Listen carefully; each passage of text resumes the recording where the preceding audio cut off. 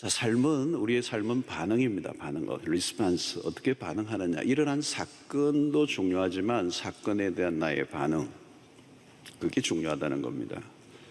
그래서 우리의 인생을 바꾸는 것은 사건이 아닙니다. 우리에게 일어난 어떤 사건, 상황이 아니고 그것에 대한 우리의 반응이다. 그 반응에는 두 종류가 있죠. 하나는 긍정적인 반응이 있고 하나는 부정적인 반응이 있습니다. 항상 두 갈래로 나누어져요. 그래서 어떤 사람은 어떤 일이든지 매사에 부정적인 반응을 드러내는 사람이 있습니다. 여러분들도 한번 자세히 여러분들 자신을 한번 체크해 보세요. 어떤 일이 날 때 반드시 부정적으로 내가 리스판스 하는 사람.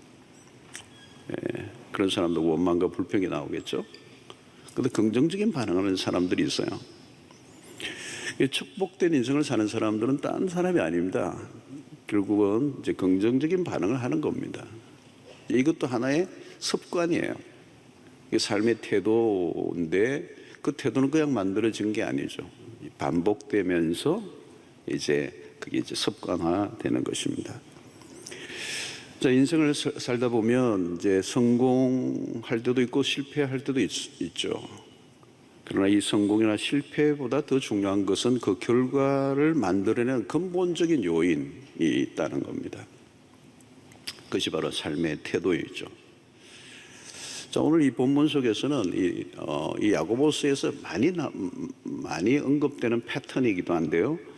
야고보는 아주 심플하게 우리의 삶을 정리해주는 어떤 원리와 같은 것을 딱딱 원 센텐스로 정리해주는 그런 야고보서의 모습을 볼 수가 있는데요. 오늘 또 보면 야고보는 우리에게 매우 중요한 어떤 삶의 원리, 또 삶의 틀, 프레임을 알려주는 부분이 있어요. 첫 번째 보면 오늘 13절에 보면 너희 중에 고난당하는 자가 있느냐, 너희 중에 고난당하는 자가 있느냐 이렇게 언급을 하고 있습니다. 그리고 또 너희 중에 병든 자가 있느냐 이런 표현들을 쓰고 또 즐거워하는 자가 있느냐 이런 표현들이 오늘 본문에서 나오고 있습니다. 질문을 하고 있는 거예요. 그리고 그 질문에 대한 어떤 문제에 대한 답을 아주 마치 새가족부 교환과 같이 질의에 대한 응답을 하는 패턴으로 나오고 있습니다. 자, 첫 번째 오늘 13절 너희 중에 고난당하는 자가 있느냐, 굉장히 중요한 주제죠. 고난, 우리 인생에 피할 수 없는 고난. 자, 고난이 닥쳐올 때 어떻게 해야 되느냐를 우리에게 알려주는 것입니다. 많은 사람들은 이 고난이 오면 어떻게 해요? 막 소리를 지르고 벽을 막 지어박기도 하고 죽겠다 그러고, 또 어떤 사람은 그냥 현실 도피를 해버리고 그 고난의 상황을 벗어나고 싶은 거죠. 무책임하게 그냥 도피해버리는 사람, 어떤 사람은 이불을 뒤집어 쓰고 그냥 꼼짝도 하지 않는 사람, 나에게 왜 이런 어려움을 주었는지 그 원인을 찾고 어떤 사람을 비난하고 탓하고, 또 어떤 사람은 그 고난의 문제를 풀어줄 어떤 사람을 찾아다닌다고 막 정신이 없는 거예요. 자, 이런 것들은 다 어떻게 해요? 부정적인 반응들인 겁니다. 이불을 뒤집어 쓰는 것도 부정적인 반응이고, 또 어디를 도피하는 것도 부정적인 반응이고, 그냥 벽을 지어 박는 것도 마찬가지고, 누군가를 남을 탓하는 것도 부정적인 반응이에요. 자, 야고보는 고난에 대한 긍정적인 반응이 무엇인지를 가르쳐 주죠. 그래서 오늘 여기 보니 너희 중에 고난당하는 자가 있느냐, 그는 기도할 것이요. 심플해요. 고난에는 기도라는 아주 간단하고 분명한 원리를 제시합니다. 고난에는 기도. 복잡하게 설명하지 않아요. 군더더기 하나도 없습니다. 고난의 순간에 열려있는 우리의 하나의 선택, 우리가 가야 할 길은 딱 하나다. 기도다. 단답이에요. 여러분 오늘 이 밤에 딱 이걸 셋업을 하셔야 돼요. 고난에는 기도다. 옆에 분들 하지 마시고 앞만 쳐다보시오. 고난에는 기도가 답이다. 이것만 딱 붙잡고 있는 거예요, 여러분. 설교 끝났어요. 이것만 꽉 붙잡고 사면 돼요. 고난에는 기도예요. 야고보가 우리에게 그걸 가르쳐 주는 거예요. 자, 여러분, 여기에서 고난은 뭘까요? 당시 그리스도인들의 다양한 핍박을 받는 상황을 염두에 둘 필요가 있습니다. 예수를 믿은 순간 그 시대는 어려움을 당하는 시대, 고난이 찾아오는 거예요. 야고보는 이 서신을, 야고보서의 서신을 마지막에 마무리를 뭘로 하냐면 기도로 마무리를 하고 있습니다. 앞부분에는 고난에 대한 얘기가 나오고 시험에 대한 얘기가 막 나오죠. 1장부터. 그 1장부터 그런 고난과 시험과 시련과 어려움들에 대한 얘기를 하다가 마지막은 기도로 마무리를 하는 거예요. 여러분 집에 가셔서 야고보서를 보면 고난으로, 시험으로 시작해서 기도로 마치는 거예요. 그리스도인의 삶에 찾아오는 최종적인 해답은 기도다. 고난을 이기는 길은 기도다 하는 것입니다. 많은 경우에는 사람들이 이것을 알면서도 적용을 잘 못한다는 거예요. 고난이라는 무게에 짓눌려 끙끙 앓기만 할 때가 많다. 자포자기 해버리는 거죠. 그래서 오늘 너무도 쉬운 얘기인 것 같지만 사람들이 고난이 닥쳤을 때 부정적인 반응을 할 때가 더 많다는 거예요. 단순한 말씀처럼 보이지만 이 한 구절이 주는 무게는 엄청난 거예요.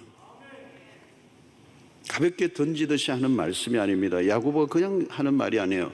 이것은 사가들의 여러분 이 전성에 의하면 야고보는 기도의 사람이었다는 거죠. 낙타 무릎이었다. 얼마나 많이 기도를 했건데 그 무릎이 낙타 무릎과 같았다. 야고보는 자신의 경험적인 얘기를 지금 얘기하고 있는 겁니다. 고난당하는 자가 있냐? 그건 기도할 것이오라고. 이 말은 야고보 자신의 생애에 축적된 경험에서 나온 것입니다. 그러면 야고보는 어떻게 배웠을까? 그것을 고난이 왔을 때 기도밖에 없다는 것을 야고보는 어떻게 배웠을까? 스스로 체득한 게 아니라 야고보 역시 믿음의 선배들을 통해서 배운 것이죠. 믿음의 선진들을 보면서 얻은 결론은 고난의 때는 기도하는 것이 최상이라는 것을 그가 알았던 것입니다. 고난 중의 기도, 고난 중의 기도. 이것은 그리스도인들에게 하나의 등식이라는 겁니다. 여러분 역사 속에 내려온 신앙의 기본계입니다. 우리의 앞서 가신 모든 분들, 그분들을 따라가는 게 지혜죠. 야고보는 기도의 사람 엘리야를 예를 들고 있습니다. 신약의 야고보는 구약의 엘리야를 데리고 나오죠. 엘리야가 누구입니까? 그는 기도의 사람입니다. 엘리야가 활동했던 시대는 고난의 연속이었습니다. 엘리야는 기도의 사람이었는데요, 엘리야의 삶 자체가 고난이었어요. 그래서 엘리야는 어디에서 기도를 배웠느냐? 고난 속에서 기도를 배웠기 때문에 그는 기도의 사람이 된 것입니다. 자, 그런데 어떤 사람들은 엘리야를 예로 들기 때문에 오해하는 사람들이 있습니다. 엘리야와 같은 사람은 선지자이기 때문에 기도의 능력이 나타난 거 아닌가? 그건 당연하다. 그런데 여러분, 오늘 야고보는 우리가 읽었던 본문 그 다음 절에 보면 엘리야는 우리와 성정이 같은 사람이로 돼 그랬어요. 무슨 얘기를 합니까? 엘리야 특별한 사람이 아니라는 거예요. 오히려 엘리야는 인간적인 연약함을 보여주었던 선지자예요. 로뎀 나무 아래에서 죽기를 구할 정도로 마음이 아주 약해져서 그냥 허약하게 그 나무 아래에서 죽기를 구하고 누워있는 그런 엘리야를 볼 수 있어요. 그걸 통하여 엘리야나 우리나 전혀 다를 게 없다. 선지자이기 때문에 뭐 기도가 대단했다는 게 아니고 우리도 얼마든지 기도할 수 있다라고 하는 것을 얘기하는 것입니다. 자, 이런 고난이란 무엇입니까? 우리의 힘을 벗어난 사건과 환경을 우리는 고난이라고 얘기합니다. 우리가 컨트롤할 수 없는. 그때 이 고난에 대부분의 사람들이 자신의 힘으로 그 고난을 극복하려고 할 때가 있습니다. 그런데 그건 의미가 없다는 것입니다. 우리의 힘으로 그 고난을 이기려고 하면 더 큰 재난을 맞이할 수 있다. 고난의 순간이 닥치면 사람들은 몸과 마음이 깨어지고 정신이 혼미해집니다. 무엇을 해야 될지를 몰라요. 고난의 강도가 클수록 사람들은 더 혼란에 빠집니다. 그때 여러분, 고난에 내가 스스로 뭔가를 해결하기 위해서 몸부림을 칠 것이 아니라 이 고난은 하나님의 러브콜이라는 것이, 나에게 오라는 거예요. 나에게. 고난이 오면 반드시 하나님의 부르심이 있어요. 나에게로 오라는 거. 나에게로. 하나님 앞으로 오라는 겁니다. 그래서 고난의 때에 하나님만 찾으면 사는 겁니다. 하나님을 찾으면 되는 거예요. 이거를 정확하게 설정하고 있어야 된다는 거예요. 고난이 오면 무조건 하나님에게로 돌이키라는 거예요. 우리는 여러분, 평소에는 이 하나님에게로 정조준이 안 돼 있어요. 많이 산만해 있어요. 하나님만 찾지 않아요. 싱글 포커스가 안 돼 있어요. 너무 많은 걸 쫓고 있다고요.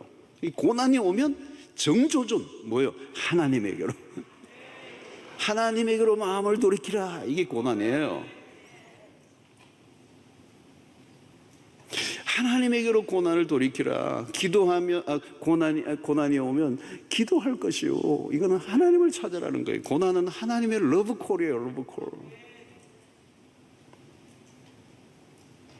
그래서 그 고난을 축복으로 바꾸고 그 고난을 통하여 조용히 그 고난을 해결할 수 있는 길이 기도라는 거예요. 기도라는 거예요.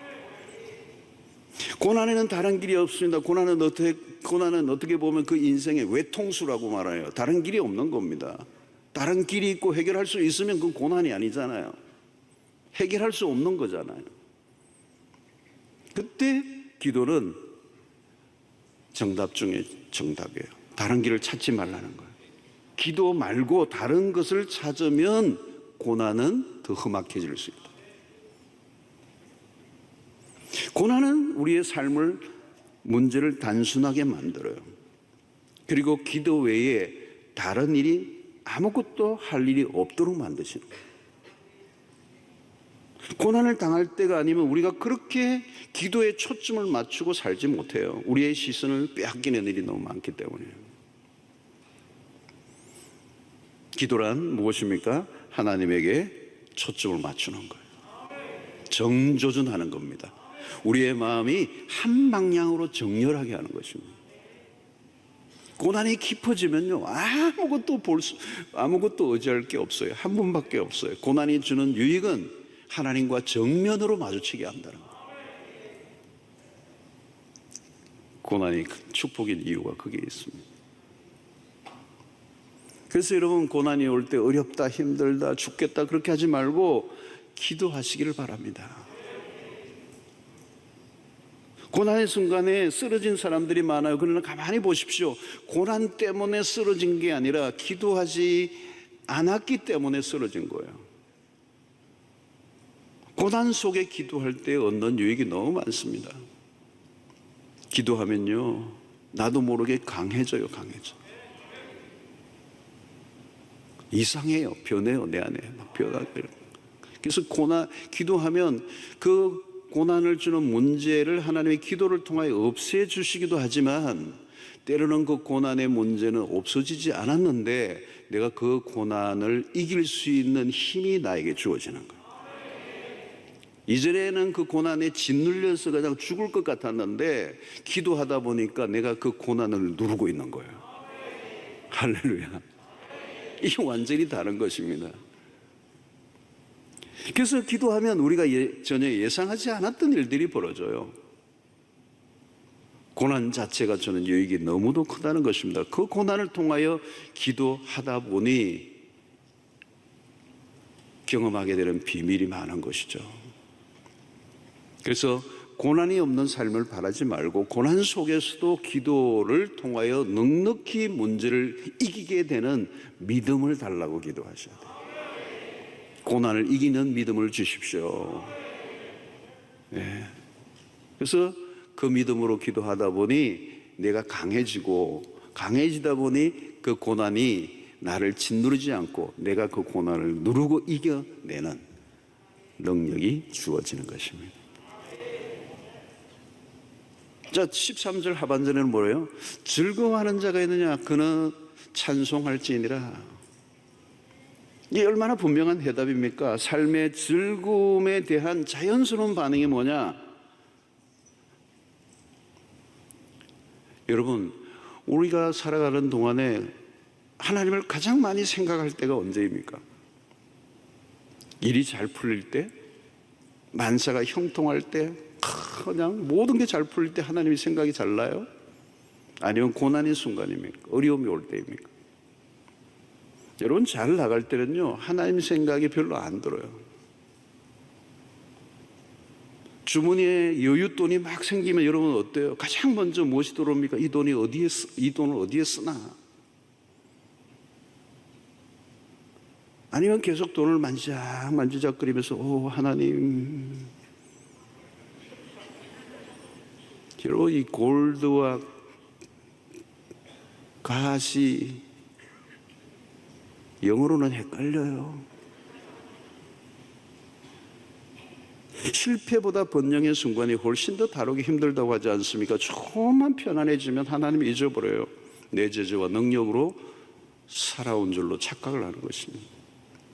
이게 죄인의 속성입니다. 야고보는 즐거움의 순간에 우리가 무엇을 해야 될지를 알려주고 있습니다. 찬송하라. 삶의 좋은 날에 여호와를 망각하지 말고 그 주신 축복, 그 축복이 하나님으로부터 왔다는 사실을 인정하고 그분을 높여드리라. 그러므로 여러분, 찬양은 기도와 함께 매우 중요한 삶의 태도입니다. 하나님과의 관계를 확인하려고 하면 기도와 찬양을 보면 알 수가 있어요. 대개는 즐거움의 순간에 즐거움에 빠져버립니다. 즐거움이 주는 그 힘에 빠져들어가는 겁니다. 그래서 하나님을 잊어버리는 거죠. 성공과 형통이 주는 즐거움은 한순간에 사람을 변질시켜버립니다. 자기 힘으로 이루어진 줄로 착각하는 것이죠. 그래서 마귀가 주는 시험이 뭡니까? 우리와 하나님을 늘 떼어놓으려고 하는 것입니다. 찬양이 중요합니다. 여러분, 찬양을 하는 것은 뭘까요? 우리의 시선을 하나님에게 고정하는 것입니다. 자, 고난의 순간에 기도를 통하여 하나님에게 초점을 맞추는 거예요. 그리고 우리의 형통의 날에 우리는 그 형통에 초점을 두지 않고 형통을 허락하신 하나님에게 초점을 두는 것이 찬양이라는 거예요. 여러분, 찬양하지 않는 순간에 어때요? 나도 모르게 그 형통의 순간, 즐거움의 순간에 찬양하지 않으면 나도 모르게 착각하게 되고 교만하게 돼요. 여러분, 우리에게 위험스러운 것은 하나님께 돌릴 영광을 우리 자신들에게 돌리려고 하는 것입니다.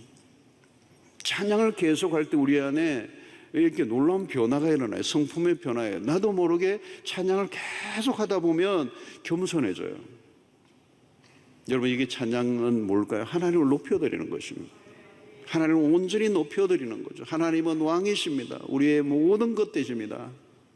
모든 것이 하나님으로부터 왔습니다. 나에게 주신 모든 게 하나님의 것입니다. 여러분, 나의 나던 것은 하나님의 은혜입니다. 이것을 고백해야 된다는 거. 그게 찬송이에요, 여러분. 그래서 여러분, 우리가 찬송을 부를 때도 하나님 그분의 성품에 초점을 맞추는 찬송을 많이 부르셔야 돼요. 하나님의 성품에 초점을 맞추는 거. 세상의 찬양은 뭘까요?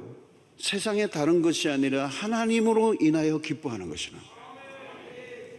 즐거움의 근거가 하나님이라는 겁니다. 하나님 때문에 내가 즐거워합니다.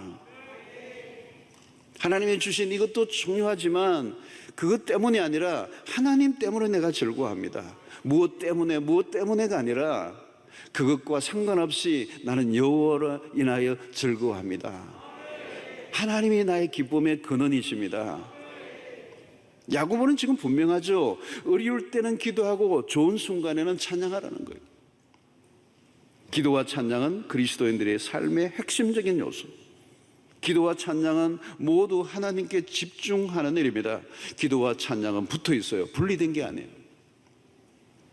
그래서 여러분, 우리의 신자의 삶은 늘 이 두 가지가 몸에 붙어 있어야 된다는 거예요. 어려울 때는 기도하고 잘 나갈 때는 찬송하고, 그 우리의 삶은 늘 고난이 오고 때로는 또 형통할 때가 있잖아요. 그때마다 우리는 이 기도와 찬양을 놓치지 말아야 된다는 거예요. 기도 안에, 어떤 때는 기도 안에서 찬양이 일어나기도 하고 찬양을 하는 가운데 기도가 일어나기도 하고, 그러나 기도와 찬양은 모두가 하나님에게로 고정하는 일이는, 기도와 찬양이 자리 잡혀 있으면 그야말로 흔들리지 않는 견고한 그리스도인의 삶을 살 수가 있어. 신자는 어려울 때나 좋을 때나 우리의 시선을 오직 하나님께로 집중해야 될 줄로 믿습니다. 그래서 여러분, 우리가 기도하는 사람 그리고 찬양하는 사람은 대단한 것입니다. 그것이 우리의 일상의 몸에 익어 있는 것이죠. 그래서 우리의 시선을 하나님께만 고정한다면 우리는 어떤 순간에도, 고난에도, 시험에 들지 않고, 형통의 날이라도 우리가 유혹에 넘어가지 않고 우리의 신앙을 지켜 나갈 수가 있는 것입니다. 자, 14절에 보니까 너희 중에 병든 자가 있느냐, 이렇게도 질문해요. 자, 병든 자가 있느냐, 그러면 그는 교회의 장로들을 청할 것이요. 자, 이 야곱의 대답도 역시 긍정적인 것입니다. 고난 중에 서도 여기는 질병이 고난이 될 때가 많아요. 병든 자가 있느냐.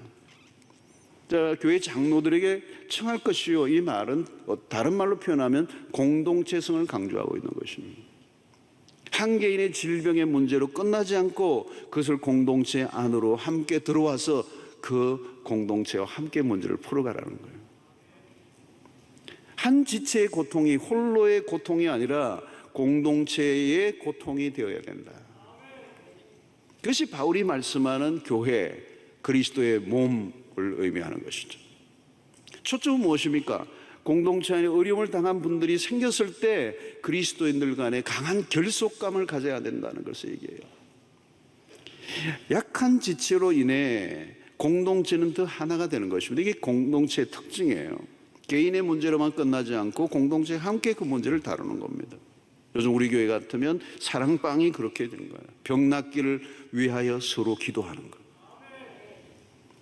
홀로의 문제가 아니라 모두의 문제로 받아들일 줄 아는 공동체가 성숙한 공동체예요. 여러분, 요즘 암 환자들이 참 많아요. 생각보다 참 많아요. 암 환자들이 얼마나 많은지 몰라요. 의학이 발달해 있지만 여전히 현대의학의 암은 어려운 큰 상대입니다. 우리 주변에 가까운 친척이나 가족, 우리 성도들 가운데 암 환자 없는 분이 거의 없을 정도예요. 자, 암과 같은 질병에 걸린 분들이 겪는 육체적, 정신적 고통은 매우 큰 것입니다. 그건 당해보지 않은 사람이 어떻게 알겠어, 그것을. 특별히 이 암이라고 하는 것은 결국은 죽음의 문턱까지 가는 거잖아요. 그 죽음의 문턱 앞에 가서 그 외롭게 홀로 싸워야 돼요. 여러분, 죽음이라고 하는 것은 진짜 엄청난 거대한 실체잖아요. 그 앞에 서면 어마어마한 두려움이 몰려오는 것입니다. 가족들조차도 그 마음을 온전히 이해하기 힘들어요. 그래서 우리는 질병에 누구라도 노출될 수 있습니다. 고난은 멀리 있는 게 아니라 매우 가까이 있는 것이죠. 평소에는 그냥 혼자 씩씩하게 살죠. 뭐 아쉬울 것 하나도 없습니다. 다른 사람에게 구걸을 할 것도 없어요. 그러나 고난이 찾아오면 다른 것입니다. 홀로 담당한다는 것은 너무 어려운 것이죠. 고난도 무섭지만 공동체가 없이 외로움 가운데 그 고난을 맞이한다는 것은 더 혹독한 것입니다. 그래서 공동체가 중요하다. 공동체가 보험 중에 보험이에요, 여러분. 보험이 뭡니까? 문제가 터졌을 때를 위해서 보험을 드는 거잖아요. 공동체의 성숙은 한 사람의 지체의 고통의 순간에 어떻게 반응하느냐에 따라 결정이 됩니다. 그래서 좋은 공동체는 개인의 고통에 관심을 가지고 그분의 고통이 나에게 전이되어 오는 것을 느끼는 거예요. 그 지체의 고통이 나의 고통으로 느껴질 때 우리는 가족 공동체라고 얘기하고, 그분의 고통이 나의 고통으로 다가올 때 비로소 우리는 그리스도 안에서 한 몸이 되어 있는 것이죠. 로마서 12장 15절에 보니까 즐거워하는 자들과 함께 즐거워하고 우는 자들과 함께 울라. 자신의 고통을 공동체 안으로 가져와야 되고, 그 공동체는 그분의 고통을 끌어안고 함께하는, 그래서 서로 기도하는 거예요. 그 고통을 함께 나누는 것이죠. 그 안에서 하나님의 놀라운 위로가 있고 격려가 있고 소망이 있고 절망에서 넘어지지 않도록 붙들어주는 힘이 있는 거예요. 그런데 여러분이 이 고통을 가지고 있는 것을 언제든지 공동체에 가지고 나올 수 있어야 돼요. 아픔이 있는 분은 그냥 혼자 끌어안고 있으면 안 돼요. 그리고 그 고통을 가지고 나왔을 때 조심해야 돼요. 잘못하면 돕는다는 것이 더 어려움을 주는 결과를 갖게 돼요. 고통에 민감하게 다가가야 돼요. 고통 가운데 있는 지체는 상처를 받을 가능성이 많습니다, 여러분.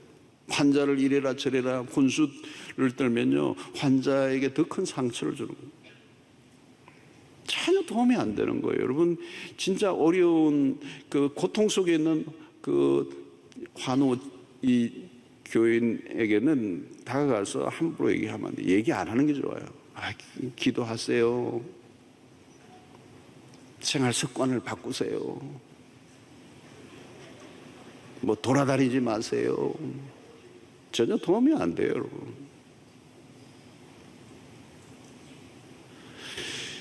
환자의 입장에서 적용해보면 자신의 아픔을 숨기지 않고 공동체 안에 내놓을 수 있는 용기가 필요하고, 자신의 아픔을 숨기고 싶어하는 마음이 생길 수 있지만 그것을 가지고 나오라는 거죠.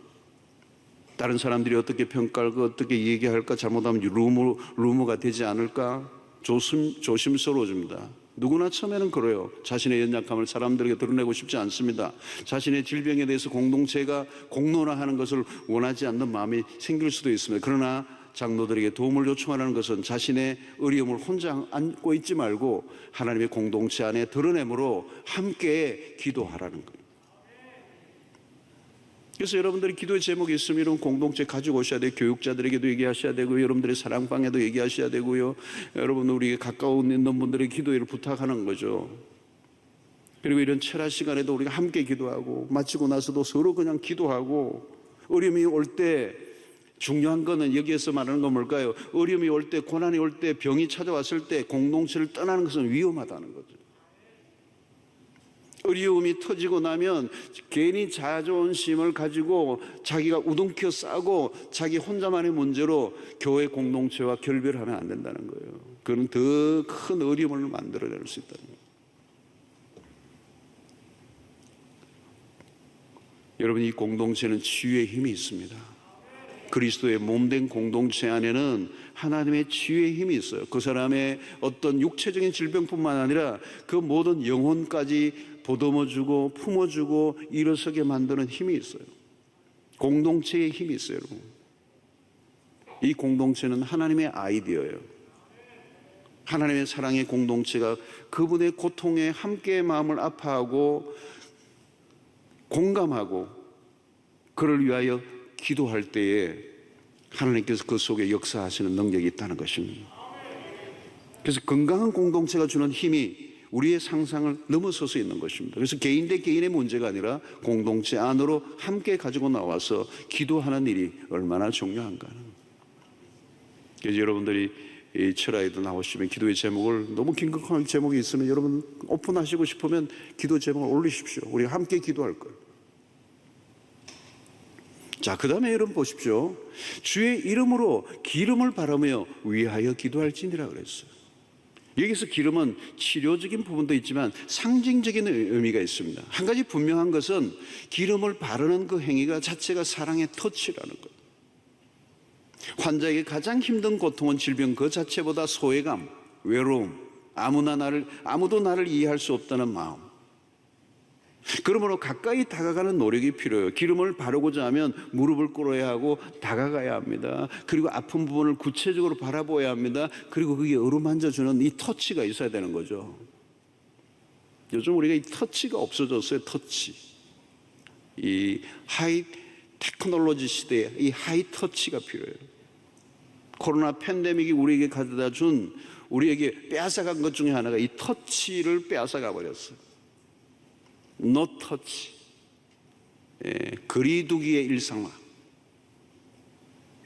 이게 여러분 앞으로 한 2년 정도 우리가 이렇기 때문에 이 후유증이 있어요, 여러분. 지금도 터치가 거리를 두잖아요. 벌써 마스크 쓴 것도 이미 거리를 둔 거잖아요, 여러분. 그죠?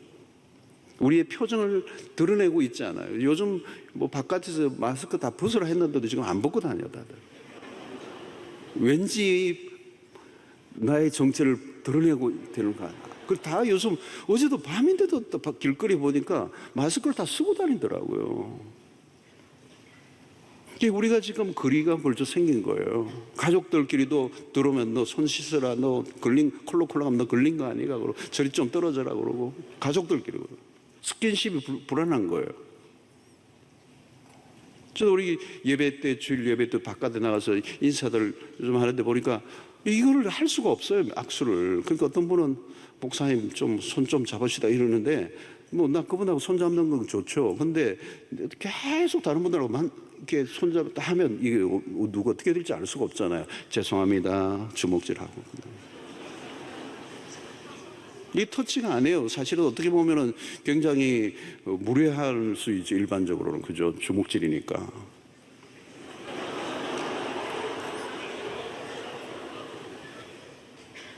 어떤 분은 또 세게 해가지고 또 이렇게 아프기도 하고 말이죠. 여러분, 이 터치의 힘이 굉장히 강한 겁니다. 기름을 바를 것이라는 거죠. 여러분, 오늘 코로나로 인해서 이런 이 거리두기가 결국은 우울증을 만들어내는 거거든요. 인간이 서로 거리를 두므로 인하여 소외감을 스스로 만들어내는, 배타하는, 배제시키는 거죠. 그러니까 없던 병도 생기게 만드는 문화가 지금 다가온 거예요. 그래서 공동체와 결별이 된 사람들이 많아져서요, 오늘 시대에 공동체 안에서는 있었던 분들이 공장전화 있는 거예요. 물론 전염병이라는 상황 때문에 어쩔 수 없이 있었지만, 그러나 그런 것들이 또 다른 질병을 만들어내고 있는 거예요. 그리고 특별히 어려움에 처해 있을 때, 질병이 찾아왔을 때 이런 소외된 상태는 더 질병을 악화시키게 된다는 거죠. 그래서 오늘 여기에 참 의미가 있는 거예요. 기름을 바르라는 게, 몸에 바르라는 거예요. 여러분, 엘리야가 로뎀나무 아래 누워서 죽기를 구할 때 천사가 나타나 어루만져 줬다. 어루만져 줬다. 이 놀라운 거예요, 여러분. 그 선지자애가 들어누워 사실 좀 우울증에 걸리는 것 같은 거. 죽기를 구하는 그런 그냥 절망적인 상태였는데 천사가 어루만져 주는, 하나님의 사자가 나와서 어루만져 주는 거예요. 그의 몸과 마음을 만져주는 작업이에요. 매우 중요한 거라는 거예요. 그리고 옛날에 아이들이 배가 아프면 엄마가, 할머니가 배를 막 이렇게 어루만져줘요. 엄마 손은 약손이다. 이죠. 사랑, 미안하게 만져주면 배가 나아요. 여러분, 이거 만진다는 거, 어루만져준다는 것은 뭐예요? 이건 사랑하는 마음이 없이는 할 수 없는 일입니다. 우리가 고통하는 분들에 대한 건성이 아니라 깊이 있게 살펴보는 태도가 중요하죠. 그리스도인의 교제는 단순히 어떤 형식적인 그런 모임이 아니라 그 고통에 깊이 다가가고 그 고통을 어루만져 주는 작업. 그때 공동체의 위력이 나타나고 그런 과정을 통하여 하나님은 치료의 역사를 일으키신다는 거죠. 저는 이 포스트 코로나에 우리 안에 이 사랑의 터치가 더 많아져야 된다고 생각해요. 그리고 우리는 더 많이, 더 가까이 공동체의 어려움을 겪고 있는 지체에게 보다 더 적극적으로 다가가는 노력이 필요합니다. 그리고 무릎을 꿇고 손을 내밀고 기름으로 그 상처에 바르는 이 사랑의 터치, 친밀감, 더 가까워지는 거리를 없애는 이 작업들이 우리 안에 일어날 때 치료의 역사를 하나님께서 일으켜 주시리라 믿습니다. 우리의 관계를 통하여 하나님의 치료의 역사가 일어난다는 거죠. 16절에는 이렇게요. 그러므로 너희 죄를 서로 고백하며요. 죄와 질병의 연관성을 얘기하고 있습니다. 인류의 모든 불행은 죄로부터 왔다는 것에는 이의가 없습니다. 그러나 모든 질병이 그 사람의 죄로부터 왔다고 단정 짓는 것도 무리가 있어요.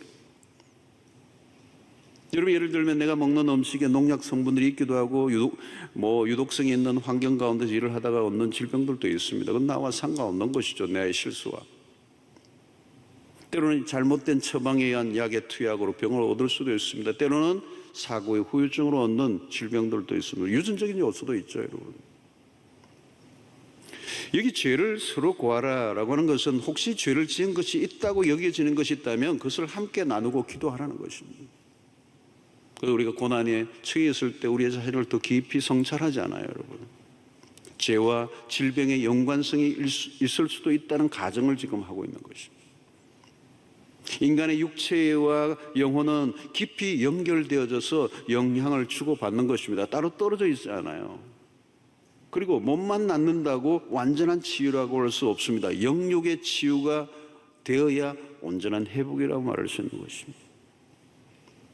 육체적인 병만을 다루면 안 돼요. 영적인 문제도 함께 해결해야 합니다. 그때 온전한 자유가 일어나는 거예요. 그런 면에서 죄에 대해서 함께 다루고 기도하는 것은 의미가 있다는 거죠. 주님께서도 병을 낫게 하실 때 어떤 때는 너의 죄 사함을 받았느니라를 먼저 선포하시잖아요. 육체의 질병을 먼저 얘기하지 않고 너의 죄가 사함을 받았다. 죄의 문제를 다루는 거예요. 죄는 모든 우리의 불행의 근원이기 때문에 근원적인 문제를 먼저 해결하는 것입니다. 그래서 서로 죄를 고하며, 여기 고한다는 말도 고백이 주는 파워가 있다는 겁니다. 죄를 숨기지 않고 드러낼 때 역사가 일어난다는 거예요. 여러분, 이것이 좋은 믿음의 공동체입니다. 기꺼이 내 실수와 허물을 끄집어내어 놓고 죄를 서로 고하는, 고백하는 공동체. 그 고백을 할 수 있다는 말은 그 공동체가 훨씬 더 친밀도가 높기 때문에 일어날 수 있는 일이죠. 아무나 그렇게 죄를 서로 고할 수가 없잖아요. 그래서 그리스도의 십자가의 복음 안에서 친밀함을 가지고 있는 공동체 속에는 자기의 허물과 약점과 실수를 기꺼이 끄집어내놓고 고백할 때 그 고백 속에 치유의 역사가 일어난다는 거예요. 죄를 숨기지 말라는 거예요.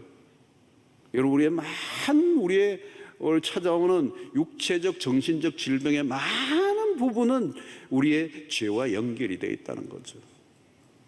그래서 우리가 연약하고 고통이 있을 때 우리는 스스로 각자의 개인이 자신의 삶을 성찰하고 돌아보고 회개하고 돌이키되 그것을 자기 개인의 문제로만 끝나지 않고 때로는 어떤 것은 다른 사람들과의 관계의 문제가 일어날 때는 구체적으로 그것을 함께 모여있는 공동체 안에서 고백함으로 서로 죄를 위하여 기도할 때 더 이전보다 더 깊은 영적인 교제가 일어나고, 그리고 그 공동체 안에서 서로가 기도할 때 하나님께서 그들의 기도를 들으시고 치료해 주시는 능력이 나타난다는 것.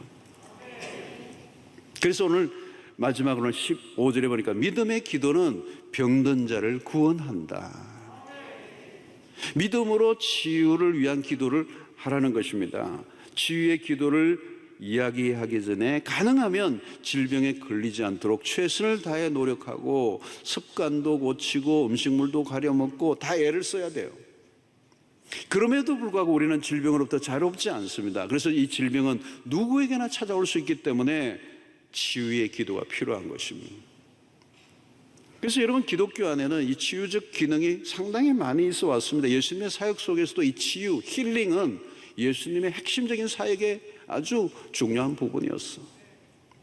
복음서에서 예수님은 수많은 병자들을 치유하셨습니다. 혈육증들, 나병들, 여러 병들에 대해서 그 불치의 병들도 예수님이 낫게 하신 일들이 있었습니다. 현대의학을 통하여 질병을 치유하는 것은 중요합니다. 병이 나면 병원에 가는 것도 중요한 일이에요, 여러분. 불신하는 게 절대 아닙니다. 그런데 오늘 우리가 조금 더 여기 야고보서를 통하여 좀 생각해 볼 부분은, 편리한 이 문명과 문화 속에 살다 보면 우리도 모르게 믿음의 기능이 약화되어 있다는 사실을. 그래서 우리는 너무 세상적인 것에 쉽게 의존함으로 믿음의 퇴화작용이 일어나고 있다는 거예요. 그래서 어떤 경우에는 병원이나 약에 의존할 필요가 있지만 어떤 경우에는 하나님 앞에 믿음으로 기도하는 그것을 전혀 사용하지 않은 채 전적으로 약에만 의존하는, 이것도 우리의 믿음의 삶에서 살펴보아야 될 대목이라는 것이죠. 여러분, 우리의 시대에 좀 더 여러분, 많은 경우에 어려운 시대에 기적들이 일어났지만 오늘 시대에 우리가 기적을 잘 보기 힘들어요.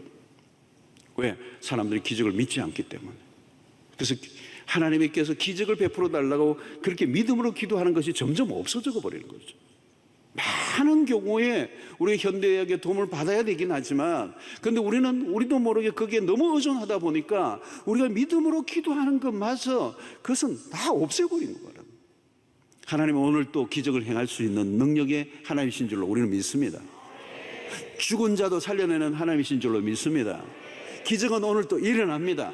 필요하면 기적을 일으키실 수 있는 하나님이라는 사실을 믿어야 되는데, 이거는 아예 완전히 빼버리는 거예요. 오늘 여기 여러분, 믿음의 기도는 사람을 일으키는, 구원하는 역사가 일어나고 살리는 역사가 일어나고 기적이 일어난다는 거예요. 기적이 일어나는 거예요. 여러분, 신앙이 무슨 뜬구름 잡는 그로만 여기면 안 된다는 거예요. 삶과 신앙이 분리되면 밋밋해지잖아요. 신앙이 뭐예요? 여러분, 신앙 속에 활력 있는 라이브한 이런 것들이 없으면 금방 지루하고 이게 따분해지는 거예요. 핏기가 없는 신앙생활을 하고 만다는 거죠. 여러분, 옛날에 이 예수원 강원도의 그 토레이 신부 같은 분은 당신이 그 산골에 산단 말이에요. 산골에 병원이 없어요. 그러니까 막 첩첩산중에 골짜기에 있는데 그 토레이 신부는 한 번씩 감기가 걸리면 명령을 하는 거예요. 감기야 떠나가라, 기침아 떠나가라. 그 병을 위하여 구체적으로 명령하고 예수 이름으로 선포하는, 병원 갈 수도 없어요. 거기는.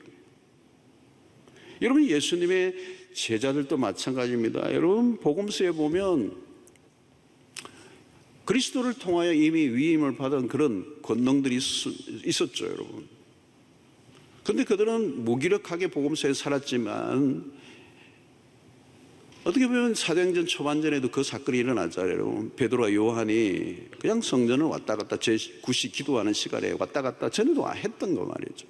그런데 어느 날 이제 오순절의 성령의 충만함을 경험하고 난 이후에 이 기도 시간, 성전, 여러분, 기도 시간에 기도 성전에 가고 오고 그 들락날락 하는 것은 그들의 일상이었다. 그 전에 늘 있었던 일이에요. 그런데 그 어느 날 그 순간에 오순절의 성령의 역사가 일어나고 하늘의 권능이 임하고 믿음이 막 증폭이 되면서 그날은 지나가는데 날 때부터 일어나지 못한 사람을 딱 보는 순간 가슴이 확 일어나는 거예요. 아무 일도 일어나지 않았던 거거든요. 40년 동안, 그 사람이 40세나 되었다니까 40년 동안 거기 뭐 있었는지는 모르지만 하여튼 오랜 세월 동안 그 성전 미문, 그것도 이름도 그 아름다운 그 성전 입구에 그 앉았는데 수 없는 사람들이 성전을 들락날락 하면서 그 사람이 일어날 거라고 하는 생각을 한 사람이 하는 사람 없었던 거잖아요. 여러분, 그냥 왔다 갔다 하는 거잖아요. 사람들은 하나님 성전에 들어가서 예배를 드리고 뭐 하나님을 만났는지는 모르겠지만 그들이 오락가락 하는데 그 입구에 앉아있는 그 사람에 대해서는 아무도 일어날 것이라고는 기대조차 상상조차 기도조차 하지 않았던 거잖아요. 그런데 이 베드로와 요한이 어느 날 지나가는데 뭐가 일어나는 거예요. 믿음이 일어난 거예요. 믿음이. 이 사람 일어나게 할 수 있겠다는 믿음이 일어난 거잖아요. 그래서 은과금은 내게 없거니와 내게 있는 것으로 내게 주노니 나사렛 예수의 이름으로 일어나 걸어라. 와, 이게 대단한 일이라는 거예요. 일어나 걸어라. 그래, 일어나 걸어라. 여러분, 이것이 이전에는 있을 수 없었던 거예요. 그냥 성전에만 왔다 갔다 했고 제9시 기도 시간을 뭐 한두 번 왔다 갔다 했겠어. 번질나게 왔다 갔다 하고 그냥 신발이 다를 정도로 성전을 왔다 갔다 했는데 그 사람이 일어날 거라고 하는 생각을 아무도 한 적이 없어요. 그런데 그날 그 역사가 일어난 거죠. 일어나 걸어라. 일어나 걸어라. 한 번도 일어나 보지 못한 사람이 일어난 것입니다.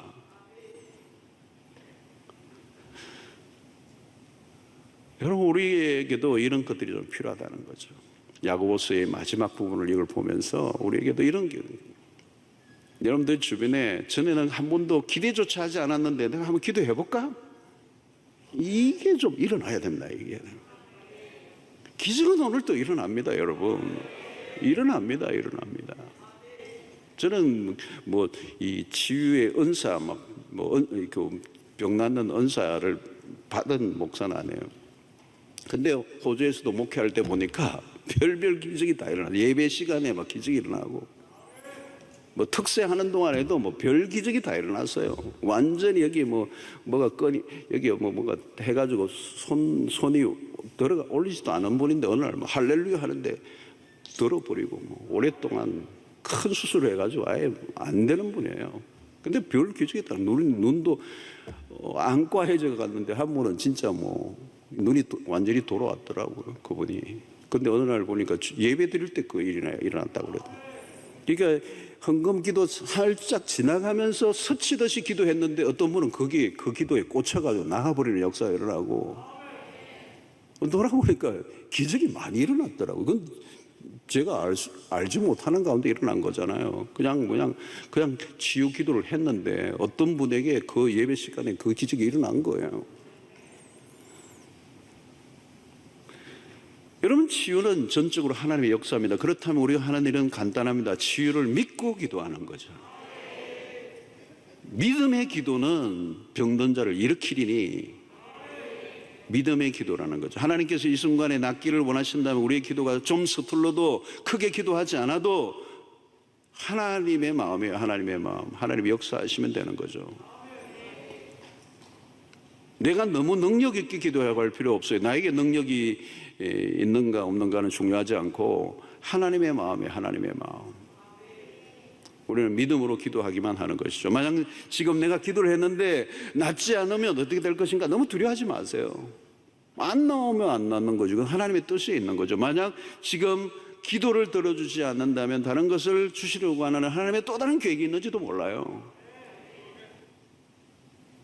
하나님은 선하신 분이시잖아요. 하나님은 우리에게 최상을 허락하시는 분이시잖아요. 그러니까 기도하는 사람이 가져야 할 믿음은 무엇입니까? 내가 기도한 것 이상으로 응답하실 하나님이라는 것. 하나님은 항상 우리가 기도하는 것보다 더 이상을 주시는 하나님이시다. 그게 에베소 3장 20절의 말씀. 뭐 그 외에도 많은 구절이 있죠, 여러분. 우리 가운데 역사하시는 능력대로, 그 능력은 하나님의 능력이잖아요.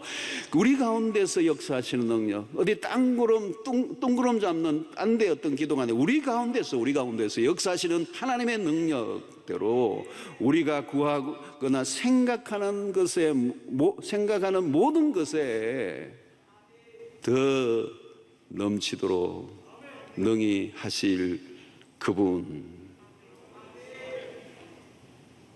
우리는 내가 구한 것이 이루어지는 것에 매이지만 하나님은 우리가 구한 것 이상이에요. 그래서 우리가 인정해야 할 것은 중에 하나는 우리는 우리에게 최상이 무엇인지 잘 모릅니다. 그래서 바울은 뭐라고 그래요? 범사에 감사하라. 그 말 안에는 뭘까요? 하나님은 우리에게 언제나 선하신 분이고 우리에게 최상을 주시는 분이라는 것을 인정하라. 지금 내가 생각하기에는 나에게 응답이 안 된 것 같아도 그 안 된 것보다 훨씬 더 최상의 것을 하나님은 준비하시는 선하신 분이고 그분은 합력하여 선을 이루시는 분이시기 때문에 감사하라, 감사하라. 그게 믿음이라는 거예요, 여러분.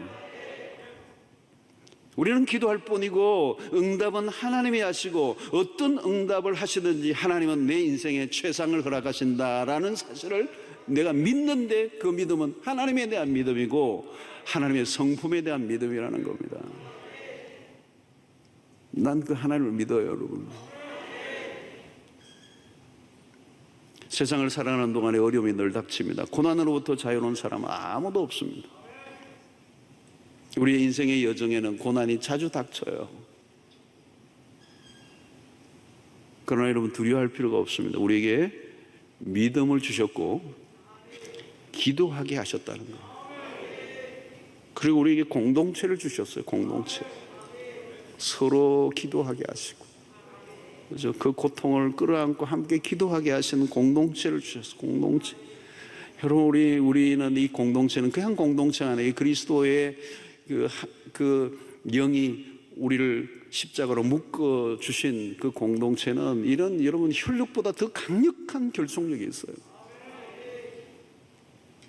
이길 수밖에 없는 이유들을 주셨다는 거죠. 야고보는 우리에게 각종 시험들로부터 승리의 기본적인 태도를 가르쳐주고 있습니다. 그래서 우리는 어떤 상황 속에서도 고난 속에서 기도하고 우리의 삶이 잘 풀릴 때도 찬양을 놓치지 말아야 하고 그리고 우리가 육체적으로 힘든 질병이 찾아올 때 공동체가 합심으로 마음을 모아 이기게 하셨다는 겁니다.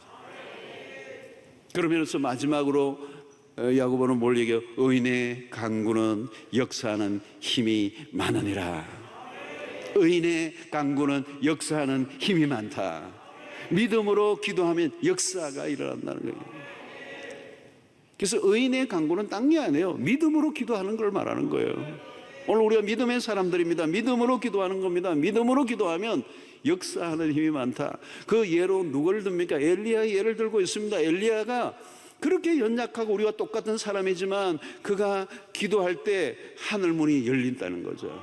3년 6개월 동안 굳게 닫혀있던 하늘 문이 열리는 역사가 엘리야의 기도를 통해 일어나던 것처럼 우리도 엘리야가 그렇게 연약한 사람이고 우리와 비슷한 사람이라는 거죠. 우리도 믿음으로 기도하면 오늘 또 3년 반 닫혀있던 문이 열리는 역사가 오늘 우리에게도 일어날 수 있다는 것을 말씀하고 있는 것입니다.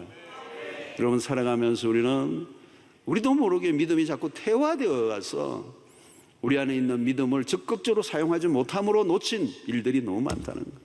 오늘 이 철야에 나오시면서 철야를 개근상 받는 것으로 만족하지 마시고 이 철야를 나오면서 우리의 믿음이 정폭되어져서 이전에는 한 번도 내가 기도해 볼 생각조차 하지 않았던 것을 기도하는 믿음이 생겨야 된단 말이죠. 내가 이제 이걸 가지고 한번 기도해 봐야 되겠다. 전에는 내가 그냥 이게 될까 의심하고 그냥 내 팽개 천 개 있다면 여러분 기도를 시작할 수 있기를 바랍니다. 그리고 여러분들에게 찾아온 고난, 움직여지지 않는 고난 있다면 이제 그 고난은 기도하라는 하나님의 신호고 하나님을 찾으라는 신호고 하나님만 바라보라는 신호라는 사실을 기억하고 하나님께로 돌이키는 적극적인 기도를 하면 고난은 더 이상 우리에게 고난이 될 수 없어요. 그리고 여러분들의 삶의 형통의 때에 찬양을 하시길 바랍니다. 찬양을 놓치면 교만해지는 겁니다. 그분만을 높여드리시기를 바랍니다. 그리고 우리 일상 속에서 우리가 찾아오는 숱한 고난과 어려움, 육체적 질병, 정신적인 질병, 사업의 어려움, 모든 것들 여러분들의 공동체에, 가까운 공동체에 함께 여러분 사랑방 안에서 함께 기도하고 또 서로 죄를 구하고 하나님의 자비를 구할 때에 기적이 오늘 또 일어날 수 있음을 믿습니다. 오늘 우리의 삶의 긍정적인 태도에 이런 반응, 그죠? 고난이 올 때 기도, 형통할 때 찬양, 그리고 질병과 어려움이 찾아올 때 공동체 안으로 들어가셔서 하나님의 크고 놀라운 역사를 오늘 또 체험하는 여러분들 되시기를 주의 이름으로 축원합니다.